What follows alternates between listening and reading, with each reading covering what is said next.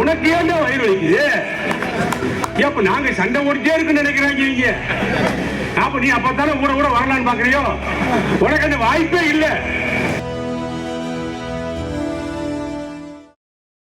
அதிமுக ஒன்று சேர்ந்து விடுமோ, பாஜகவுடன் கூட்டணி வைத்து விடுமோ என்ற அச்சத்திலும் பயத்திலும் திமுகவினர் உள்ளதாக கனிமவள கொள்ளைக்கு எதிராக கடையநல்லூரில் நடைபெற்ற கண்டன ஆர்ப்பாட்டத்தில் முன்னாள் அமைச்சர் KT ராஜேந்திர பாலாஜி தெரிவித்தார்.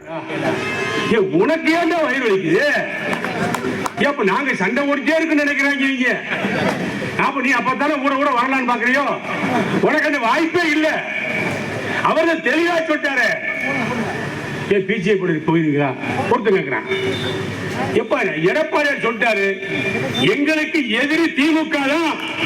திமுக வீட்டுக்கு அனுப்புவதுதான் எனது முதல் வேலை. திமுக எதிர்ப்பு ஓட்டுக்களை எல்லாம் ஒருங்கிணைப்பேன்.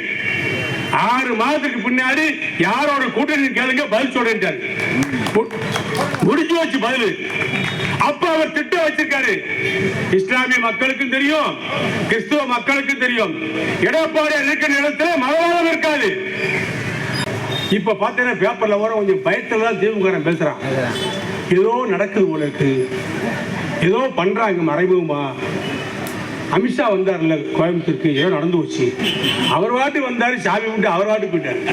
நாங்க வாட்டு போறோம், நாங்க சாமி விட்டு நாங்க வாட்டு வரோம். அண்ணா திமுக யாரையும் நம்பி கிடையாது, எடப்பாடியார் யாரையும் நம்பி கிடையாது. எல்லாரும் சேர்ந்து அண்ணா திமுகவுக்கு ஓட்டு போட போறாங்க, எடப்பாடியாருக்கு ஆதரவு கொடுக்க போறாங்க, திமுக வீட்டுக்கு அனுப்ப போறாங்க. எடப்பாடி 2026 கோட்டையில கொடியேற்றது உண்மை, அண்ணா திமுக ஆள போது உண்மை.